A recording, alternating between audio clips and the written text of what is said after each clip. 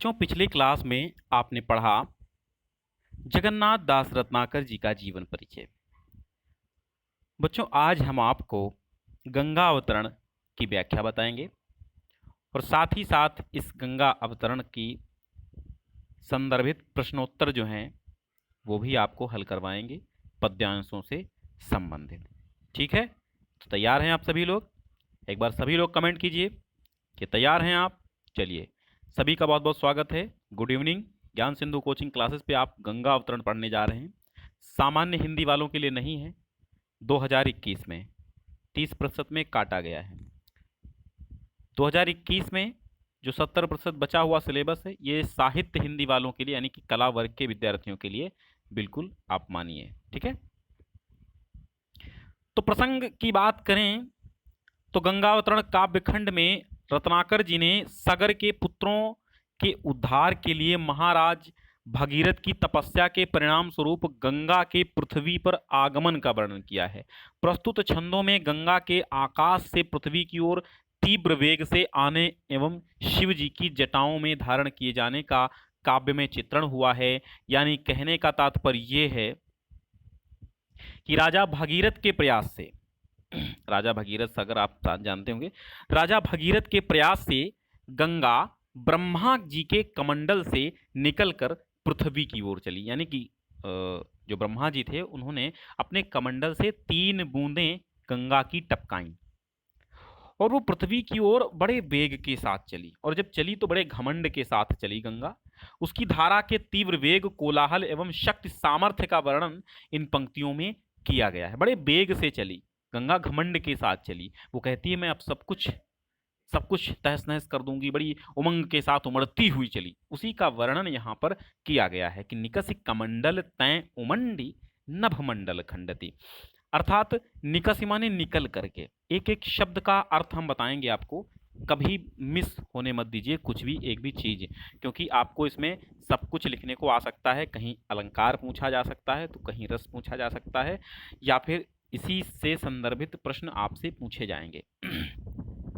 तो सबसे पहली चीज तो आपसे संदर्भ पूछा जाएगा, तो संदर्भ आप लिखेंगे कि प्रस्तुत पद्यांश जगन्नाथ दास रत्नाकर जी द्वारा रचित गंगा अवतरण से लिया गया है।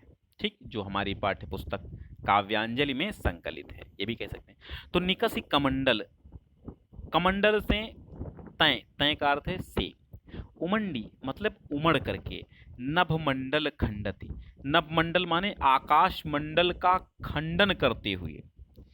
गंगा ब्रह्मा के कमंडल से निकल करके आकाश मंडल का खंडन करते हुए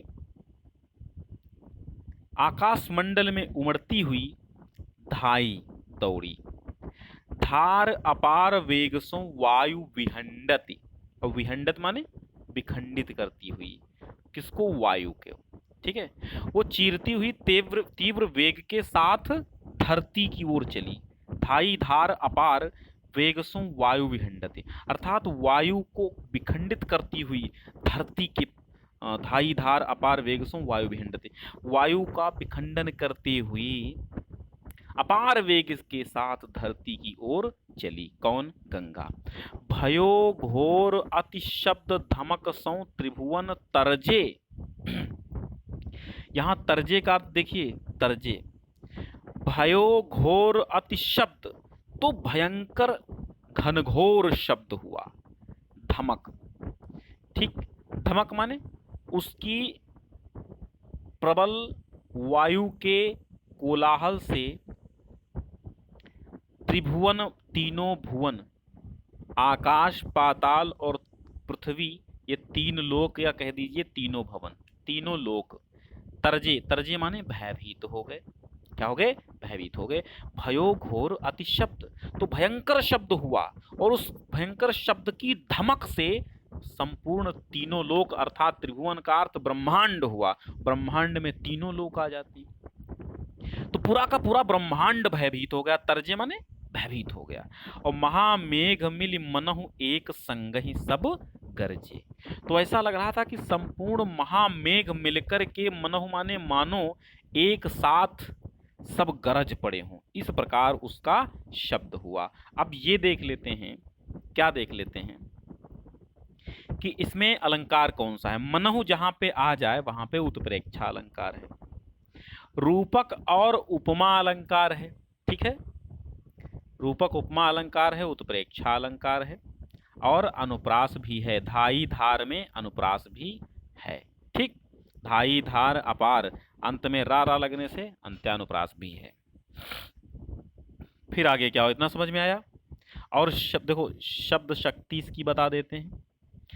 इसकी शब्द शक्ति लक्षणा है, रोला छंद है, ओज गुण है, क्योंकि वीर रस है। ठीक है, वीर रस में ये बात की गई है, वीर रस में ये बात की गई है, वीर रस की बात। ठीक है, वीर रस की बात की गई।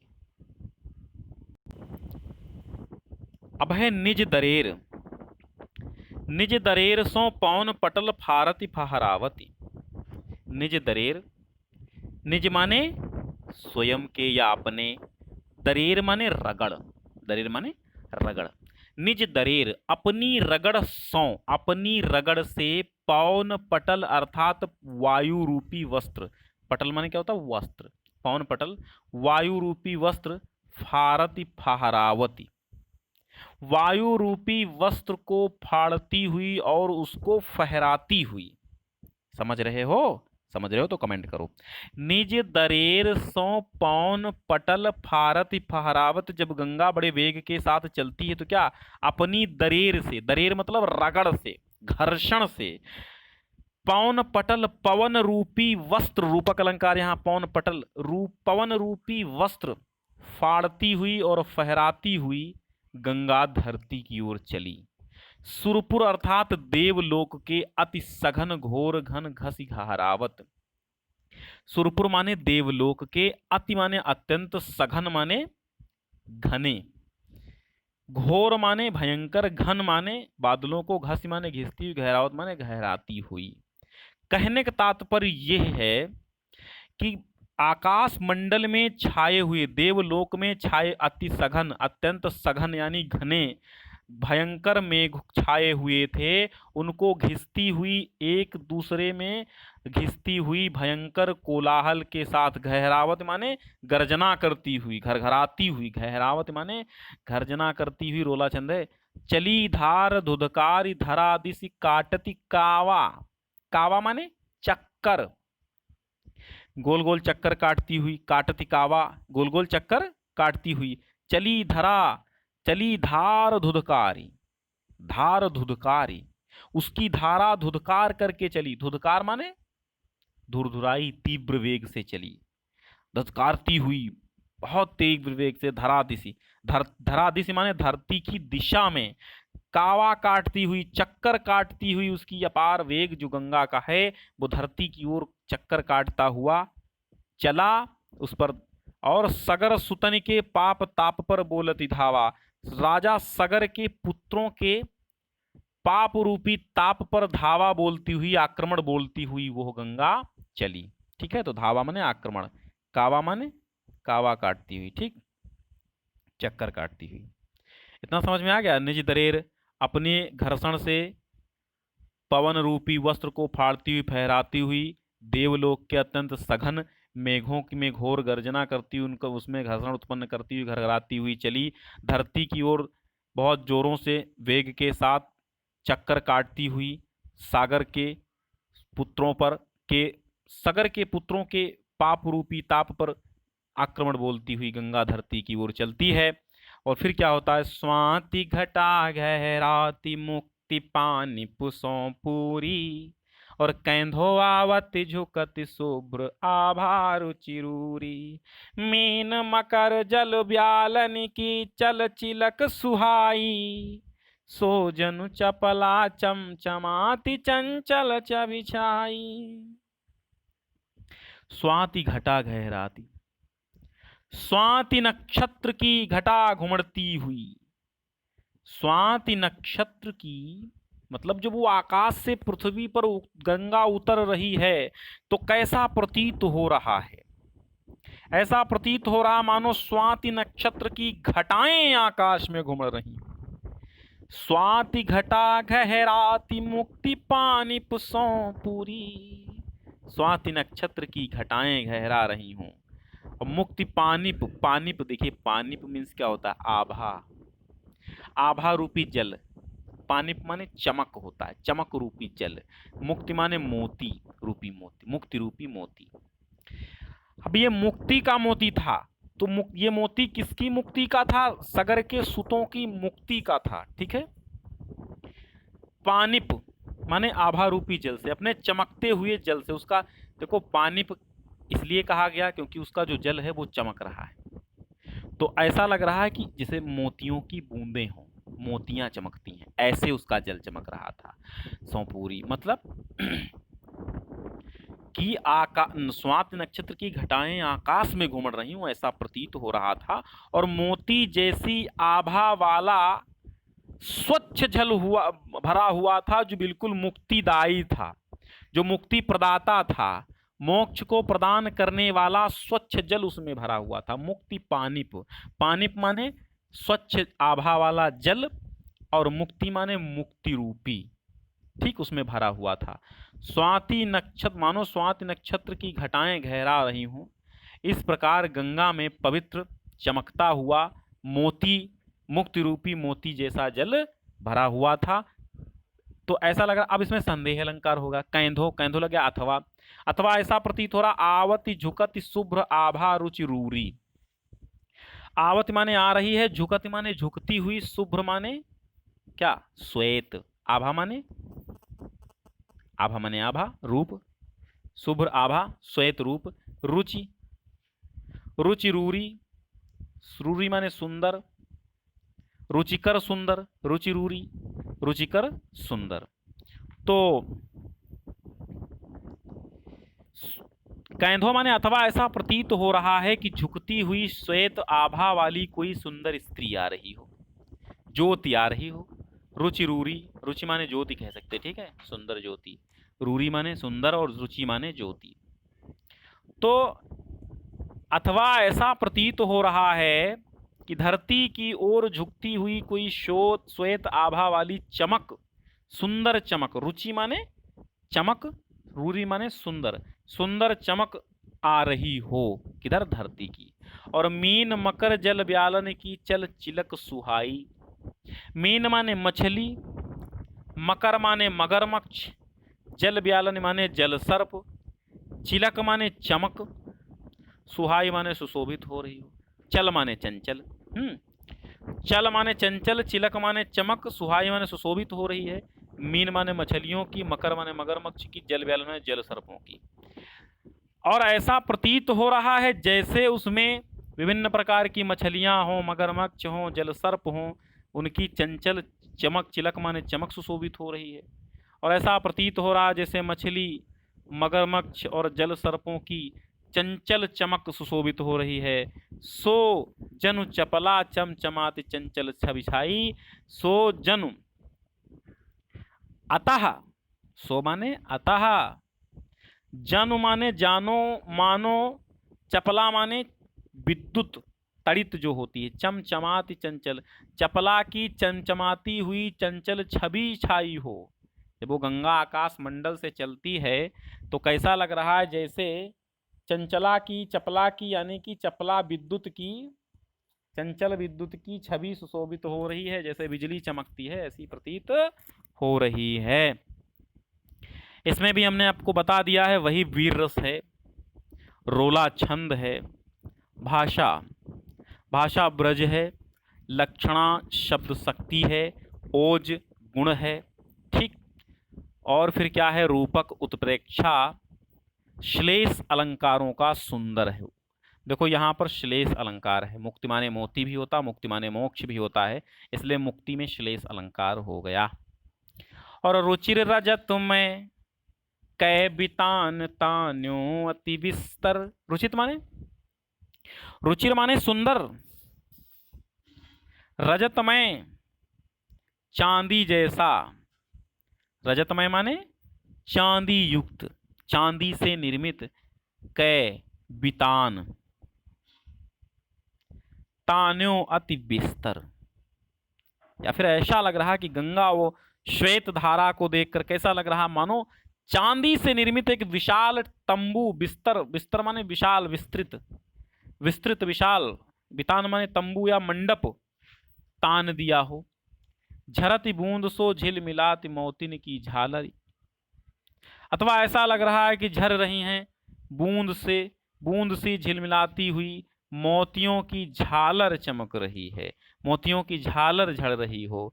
ताके नीचे राग रंग के ढंग जमाए और सुर बनितन के वृंद करत आनंद बधाए।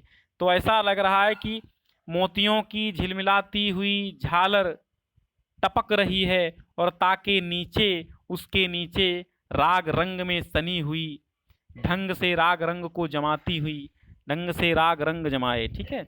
और राग रंग माने प्रेम के रंग, अनुराग के रंग। तो वहां पे ऐसा लग रहा है मानो जो मंडप के नीचे महफिल जमी हो, सुर बनितन, सुर बनिता, और सुर माने देवता, और बनिता माने क्या होता है, बनिता माने होता है स्त्रियां, ठीक है, या पुत्रियां आप कह सकते हैं। बनिता माने स्त्रियां होती हैं, ठीक है, बनिता माने बेटी या स्त्री होती है, ठीक है, बेटी होती है। सुर बनिता देवांगनाएं, इसको आप कह सकते हैं देवांगना, ठीक है, देवांगना, देवांगना माने देव पुत्रियां। तो सुर बनितन के ब्रंद, ब्रंद माने होता है समूह, क्या होता है, समूह। आनंद बधाए, आनंद माने मंगल, मंगल गान को आनंद बधाए कहते हैं, मंगल गान। तो ऐसा प्रतीत हो रहा है कि वो मतलब जो गंगा की धारा है वो उससे होने वाला कलरव ऐसा लग रहा मानो उस विशाल मंडप के नीचे राग रंग की महफिल जमी हो, और देवांगनाएं जो हैं सुर पुत्रियां, वे समूह के साथ मंगल गीत गा रही हों, ठीक है, आनंद बधाएं मंगल गीत गा रही हों। ठीक, समझ में आ गया। चलिए, और कबहू सुधार अपार वेग को नीचे धावे, हर हराती लहराती सहज जो जन चली आवे। कबहू, कबहू माने कभी, कभी तो ऐसा प्रतीत होता है, कबहू सुधार, उसकी सुंदर धारा अपार वेग, वेग के साथ नीचे को धावे माने दौड़ती, दौड़ पड़ती है। हर हराती, और हर हराती हुई, हर हराती हुई मतलब लहराती हुई, हर हराती लहराती, हर हराती लहरात मतलब आवाज करती हुई, हर हराती मतलब हर हर की ध्वनि, आवाज करती हुई, लहराती हुई, सहस योजन चली आवे, हजारों, साहस माने 1000 योजन तक चली आ रही हो, 1000 योजन तक चली जा रही हो। मनु माने मानो, विधि चतुर किसान। अब यहां समझने योग्य बात है आपकी, मनु माने मानो, विधि माने ब्रह्मा रूपी चतुर किसान। अब आप समझिए, यहां पे 3 सर वाले ब्रह्मा क्या हैं, चतुर किसान बता दिए गए, ठीक। और पौन निज मन को पावत, ठीक। अब देखिए, एक जो किसान होता है वो क्या करता है, जब उसकी फसल तैयार हो जाती है तो उसको उसावत, अर्थात उसको वायु की ओर, जो उसमें गर्दा मिट्टी होती है, ठीक है, धूल कण होते हैं, और उनको उनको उसको साफ करने के लिए, जैसे कि गेहूं की फसल है, उसको साफ करने के लिए जब हवा तेज चलती है तो उसी हवा के सामने कर देता है, या पंखा चला के उसके सामने कर देता है, तो उसकी सारी सारी भूसी उसी उड़ जाती है, उसी को कहते हैं ओसाना।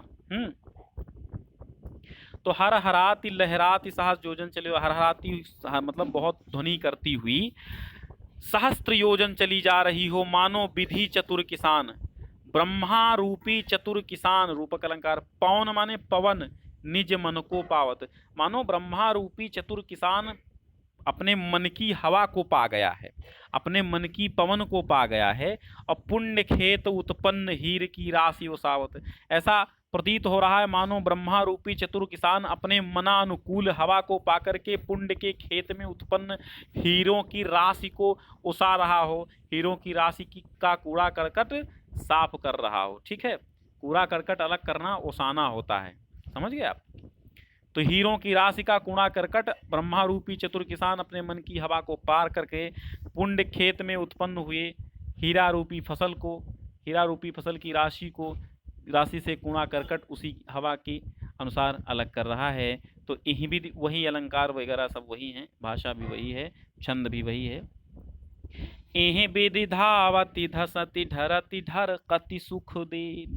यही विधि का अर्थ है इस प्रकार।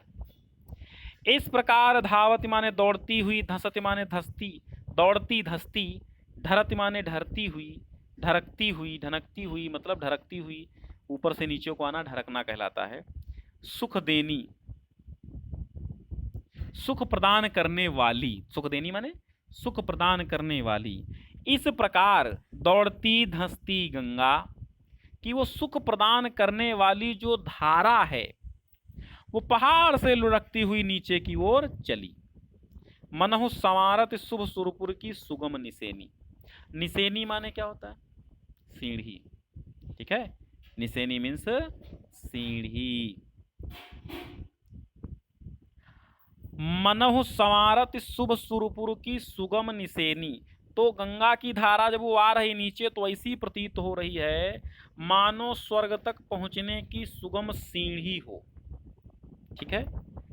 मानो समारत माने बना रही है शुभ, सुरपुर माने देवलोक की, सुगम माने सरलता से जाने वाली, निसेनी माने सीढ़ी, निसेनी माने सीढ़ी। और विपुल वेग बल विक्रम कै ओजन उमगाई। विपुल वेग और बड़े, विपुल माने भयंकर, अत्यंत बल एवं वेग से संपन्न, विक्रम है ना, बल विक्रम से, बल वेग से संपन्न। ओजन उमगाई, ओज से अर्थात ओज युक्त होकर के तीव्र वेग से, उमगाई माने उमगती हुई, हरहराती हुई, हर्षति प्रसन्नता के साथ, शंभु सन्मुख जब आई। तो इस प्रकार अत्यंत बल एवं वेग से संपन्न जो गंगा है वो तेज धारा संपन्न अपनी धारा से उमगती हुई, हरहराती हुई, बड़ी खुशी के साथ, बड़े घमंड के साथ भगवान शंकर के सन्मुख जब आई। शंभु सन्मुख, शंभु माने भगवान शंकर के सम्मुख जब आई तो क्या हुआ? भई थकित छवि चकित हेरि हर रूप मनोहर, ओहोए आनहि के प्राण रहे तन धरे धरोहर। भई थकित, और जैसे ही भगवान शंकर के समक्ष गंगा आती है, जैसे ही भगवान शंकर के समक्ष प्रबल वेग के साथ गंगा आती है तो क्या होता है?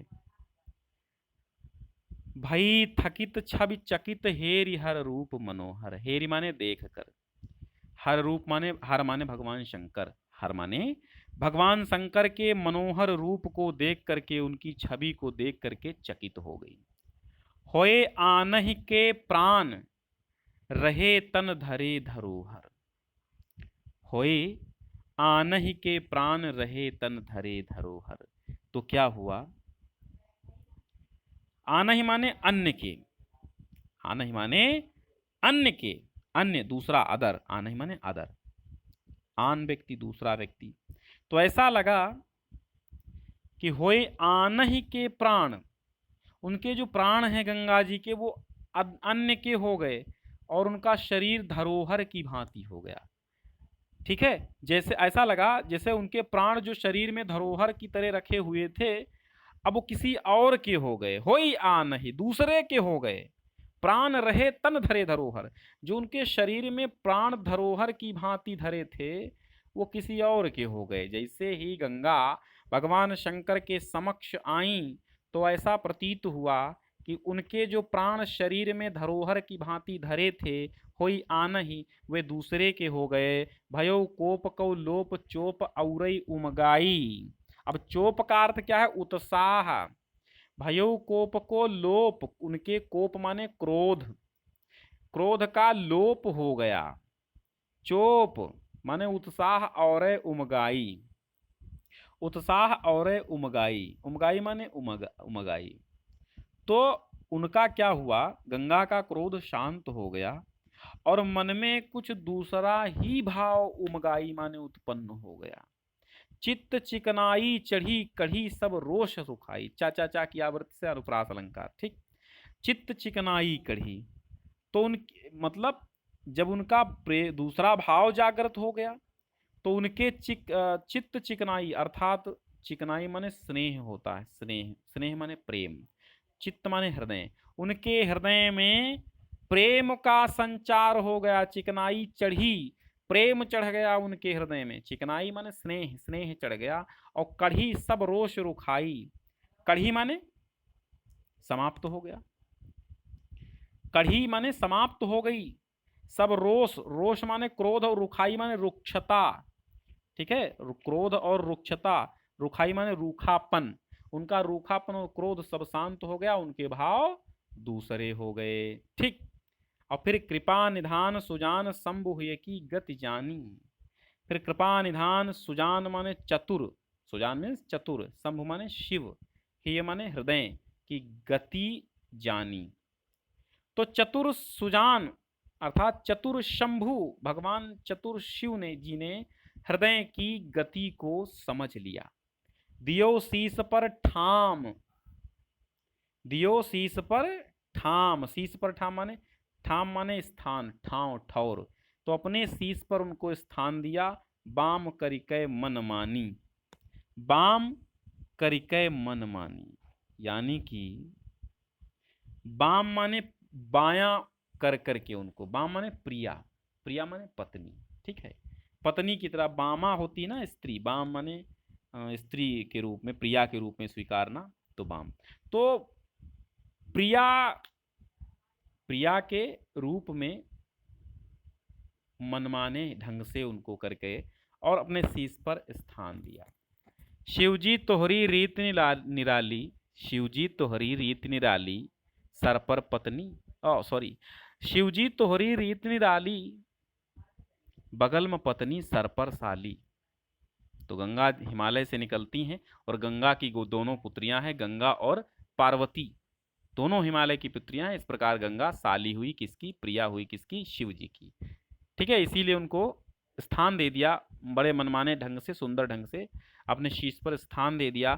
सकुचति ऐचति अंग गंग सुख संग लजानी, फिर क्या हुआ, संकुचित होती हुई, ऐचती हुई अंग गंगा सुख पूर्वक संग में लजानी, अर्थात लज्जा पूर्वक गंगा संकुचित होती हुई, अपने अंगों को सिकोड़ती हुई, ऐचति अंग, सकुचित माने संकुचित होती हुई, सिकुड़ती हुई, अपने अंग को सिकोड़ती हुई गंगा सुख पूर्वक उनके, लज्जा पूर्वक उनके संग में बैठ गई।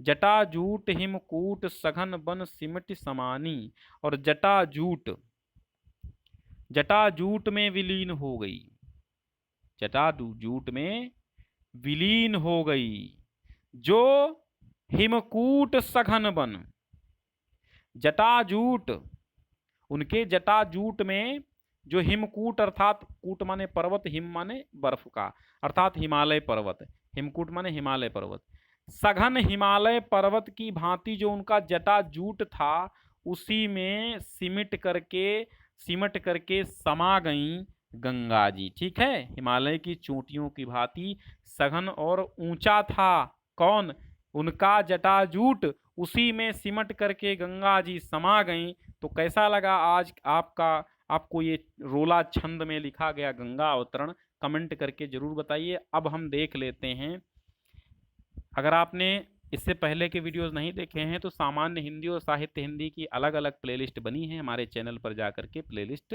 देख लीजिए, उसमें आपको सीरियल से सारे वीडियोस मिल जाएंगे। और यहाँ पर रोज 7 बजे शाम को लाइव क्लासेस मिलती हैं। चलिए अब इनके अभ्यास प्रश्नों को देखते हैं। अब देखिए, कृपा निधान सुजान शंभु हे की गति, दिए गए पद्यांश के शीर्षक एवं रचनाकार का नाम लिखिए। शीर्षक है गंगा अवतरण, रचनाकार हैं जगन्नाथ दास रत्नाकर जी। ठीक, किसकी कोमल भावना को शिवजी जान गए, गंगा की, किसकी, गंगा की। इस पद्यांश में किस प्रसंग का चित्रण किया गया है, इस पद्यांश में गंगा का शिव जी की जटाओं में समा जाने का चित्रण किया गया है। पद्यांश में छंद रोला है, रेखांकित अंश की व्याख्या बता दिया, संकुचित होती हुई, अपने अंग को समेटती हुई, लज्जापूर्वक हिमालय की भांति सघन जटाजूट में सिमट करके समा गई कौन? गंगा जी। गंगा के हृदय की बात किसने मानी? शिव जी ने मानी। किसने? शिव जी ने। शिव जी ने किसे स्त्री मान लिया और कहाँ स्थान दे दिया? गंगा को स्त्री मान लिया और कहाँ स्थान दे दिया? सिर पर, जटाओं में। गंगा को किस प्रकार का अनुभव हुआ? गंगा को लज्जा का अनुभव हुआ। गंगा को शिव के जटाजूट कैसे लग रहे थे? सघन हिमकूट की भांति। ठीक है। फिर भई थकित छब हे चकित हेरि हर रूप मनोहर, होई आनहि के प्राण रहे तन धरे धरोहर। तो उपयुक्त पद्यांश का शीर्षक, कवि का नाम कवि जगन्नाथ दास रत्नाकर, शीर्षक गंगा अवतरण, रेखांकित अंश की व्याख्या देख लो, अभी बता भी चुके हैं। भई थकित, तो गंगा भगवान शंकर का मनोहर रूप देख करके, उनकी छवि को देख करके शिथिल हो गई और आश्चर्यचकित हो गई। तो उस समय की उस स्थिति गंगा की ऐसी थी मानो उसके प्राण जो उसके शरीर में धरोहर की भांति रखे थे, होए आनहि, वे दूसरे के हो गए। गंगा के प्राण एवं क्रोध के संबंध में क्या बताया गया है? गंगा के प्राण एवं क्रोध के संबंध में बताया गया है कि गंगा के प्राण जो हैं वे किसी और के हो गए जो उसके शरीर में धरोहर की भांति रखे हुए थे। ठीक है। और उसका क्रोध बिल्कुल शांत हो गया, रोष और रुखाई समाप्त हो गई। गंगा के मन में क्या इच्छा उत्पन्न हुई? गंगा के मन में प्रेम की इच्छा उत्पन्न हुई। ठीक है। चित चिकनाई चढ़ी, तो क्या होगा? चित चिकनाई चढ़ी, चा चा चा, अनुप्रास अलंकार।